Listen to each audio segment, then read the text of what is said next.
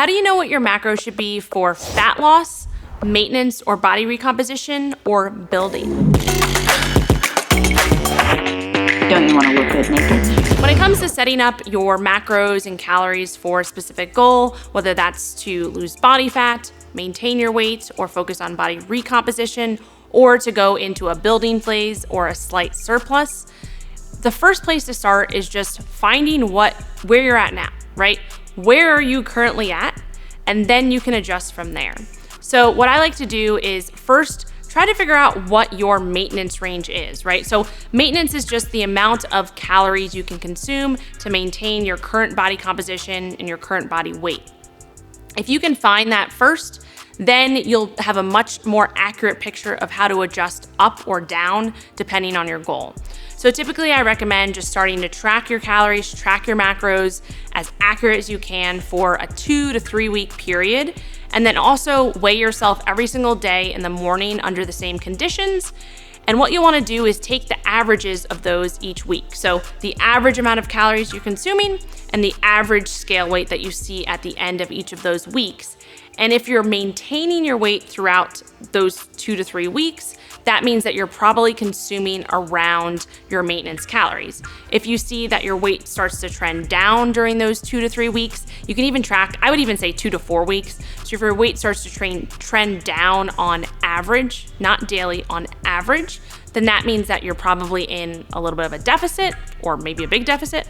And then the opposite, if your weight starts to trend up over those 2 to 4 weeks, and again, trend meaning the average weekly weight, not what happens on a daily basis. That doesn't matter.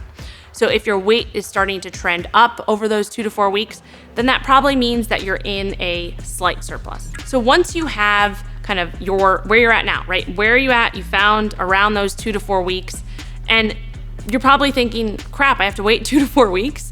I promise you those 2 to 4 weeks are worth it. All of the clients that I work with, both one-on-one and in the Flex Fam, they have spent time finding where they're at. And I can tell you none of them have regretted spending that extra 2 to 4 weeks or that extra month figuring out the accuracy of where they're at, because then they can adjust much more easily and understand also where their maintenance range is, because that's gonna be important once you come out of your goal, whether that goal is fat loss or building muscle. It's important to understand that maintenance range because when you finish your fat loss phase or when you finish your building phase, you wanna have an idea of where that maintenance range was at beforehand so that you can adjust afterwards, right?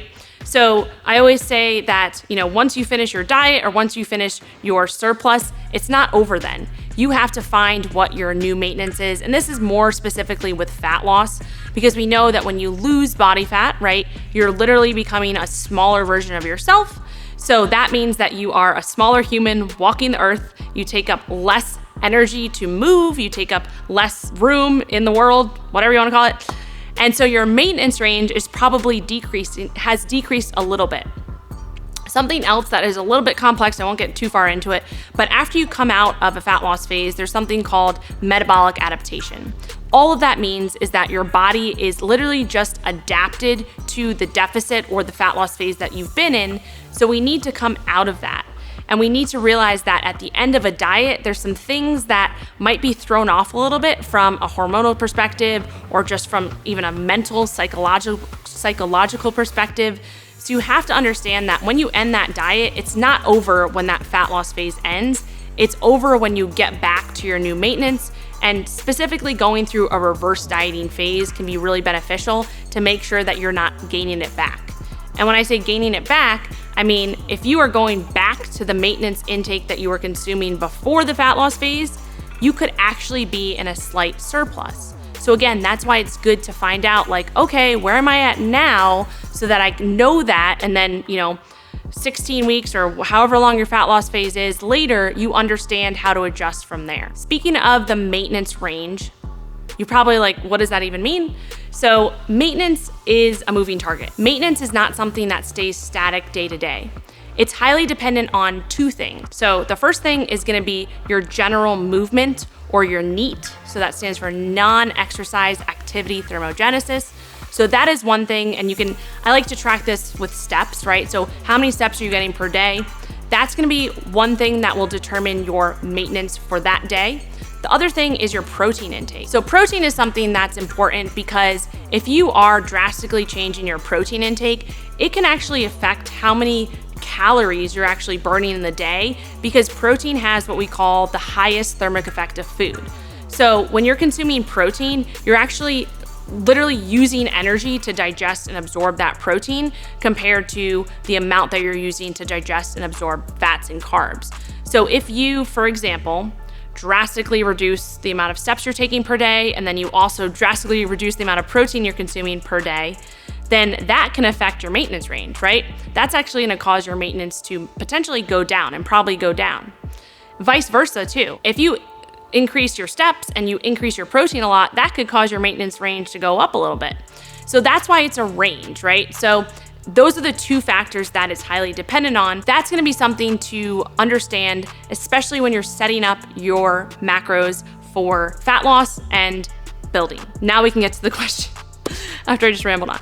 So if we're talking about setting our macros for fat loss or building or body recomposition, so body recomposition will be setting your macros up or setting your calories for around maintenance. So if you spent that time, those 2 to 4 weeks, finding that maintenance range, you should have a pretty good idea of where that maintenance range is. Depending on the person, depending on how much you're moving day to day, depending on how much protein you're consuming, that range could be anywhere from 200 to 500 calories, maybe even more.